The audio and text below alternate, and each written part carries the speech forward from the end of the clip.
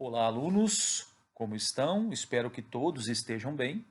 Aqui é o professor Juliano e hoje teremos a nossa quinta aula da segunda unidade curricular, onde trataremos dos músculos do assoalho pélvico. Nessa aula, então, identificaremos quais são os músculos do assoalho pélvico, o que é o assoalho pélvico, as suas camadas e suas funções.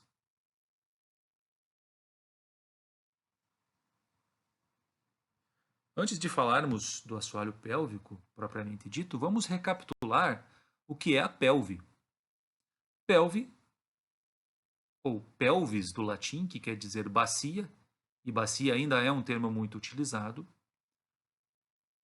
é composta por esse arcabouço ósseo, formado pelos dois ossos do quadril, direito e esquerdo, unidos anteriormente pela sínfise púbica e posteriormente por essa peça da coluna vertebral chamada sacro. Lembram das 5 vértebras sacrais fundidas? Elas ajudam a formar a pelve. Se é um arcabouço ósseo, lembrem, todo arcabouço ósseo no corpo ele é responsável por proteger órgãos vitais. E a cintura pélvica, símbolo inferior ou simplesmente pelve, tem essa função. Assoalho pélvico, a gente se refere aos músculos que formam a base do abdômen. Lembrem, o nosso abdômen ele tem um teto. O teto é o diafragma. Diafragma é o músculo que tanto separa a cavidade abdominal da cavidade torácica, como ele também é o principal músculo respiratório. O abdômen é formado por paredes dos músculos abdominais, mais superficiais, mais profundos, os músculos lombares, ilho-psoas, e tem que ter uma base inferior, um assoalho. Esse, então, é o assoalho pélvico, esse conjunto de músculos que a gente vai falar hoje. Tá? Nós vamos ver as camadas deles e as principais funções. Esse grupo de músculos tem 3 funções.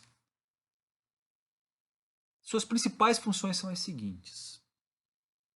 Primeira, ele dá sustentação aos órgãos pélvicos.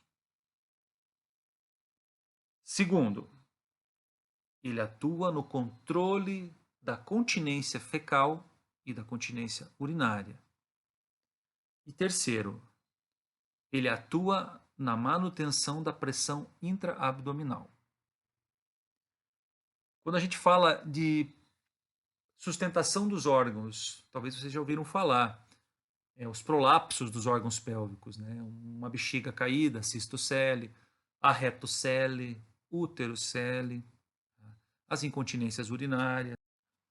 Nesta imagem, a gente consegue ver em ordem de anterior para posterior quais órgãos pélvicos esses músculos dão estabilidade. Então, considerando que aqui é a região anterior, que a sínfise púbica fica nessa região, nós temos o quê? A bexiga urinária com a uretra. No meio, por segundo, o útero e o canal vaginal. E mais posteriormente, por terceiro, nós temos o reto, que é a porção final do intestino grosso, e o ânus.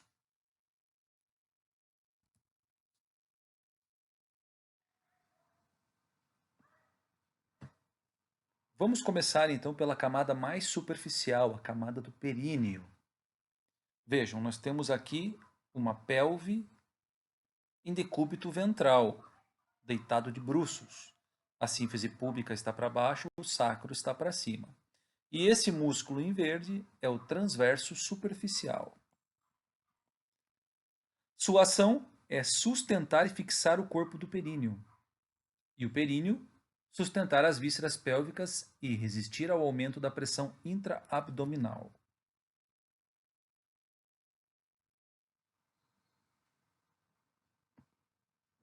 Temos aqui o esfíncter anal externo. Este músculo constringe o canal anal, resistindo à defecação. Sustenta e fixa o corpo do períneo e o assoalho pélvico.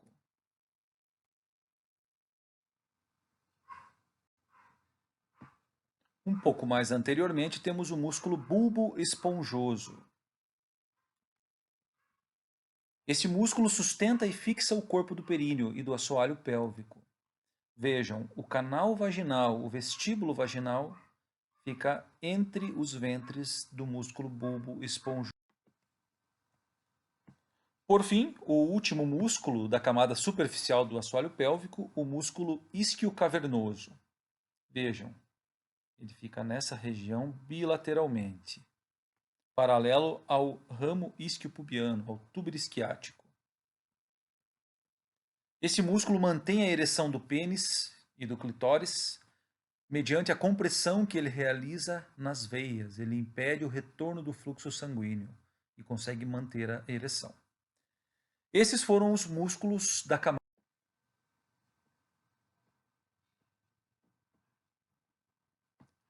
Agora vamos para a segunda camada, também conhecida como camada intermediária ou segunda camada superficial dos músculos do assoalho pélvico.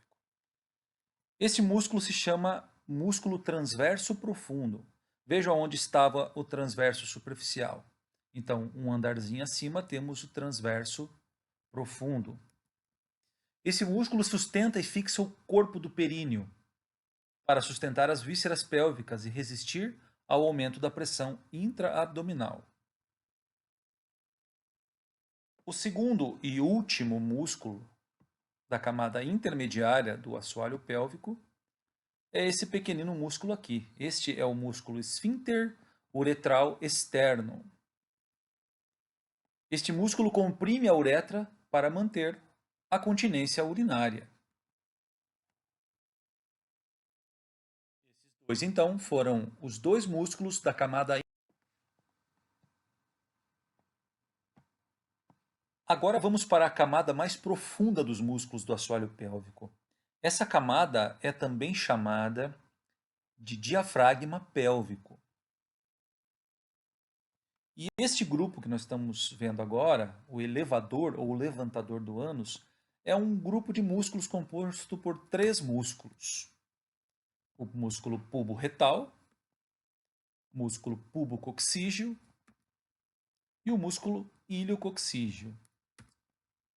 O elevador, o levantador do ânus, ele forma uma parte do diafragma da pelve, que sustenta as vísceras pélvicas. Ele traciona ventralmente o cóccix, suportando a pressão intraabdominal provocada contra o assoalho pélvico. Vejam, gente, que agora nós estamos olhando a pelve de cima para baixo, é uma visão superior. Já que estamos vendo a camada mais profunda, a visão é de cima para baixo. Vamos falar de cada um desses três músculos agora, para vocês entenderem bem a localização dele.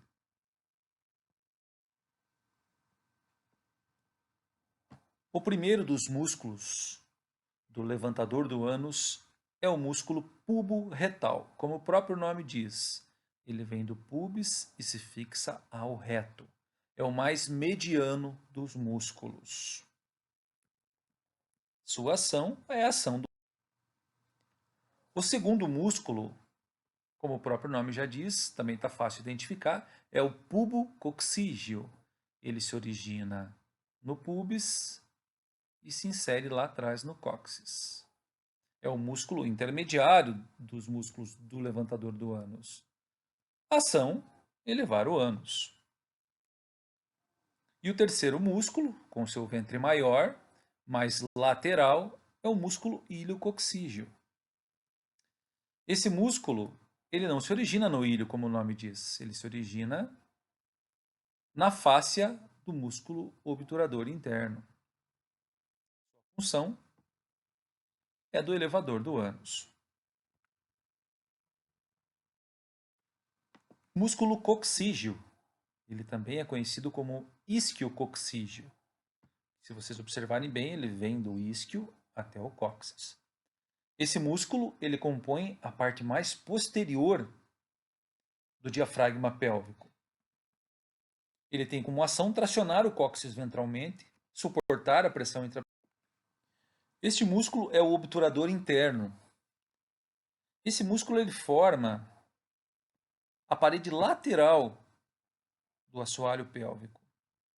E esse é um músculo que age fora do assoalho. Ele age na articulação coxo-femoral, promovendo a rotação lateral, a rotação externa da.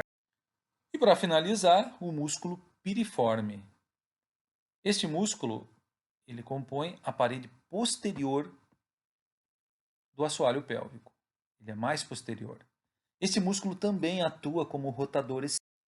E para finalizar, então, pessoal, a nossa pesquisa da semana, a nossa tarefa para vocês postarem juntamente com o roteiro. Afinal, todo slide, o roteiro de vocês, contém ali a tarefa que é para vocês preencherem a origem, inserção, ação e inervação de cada músculo.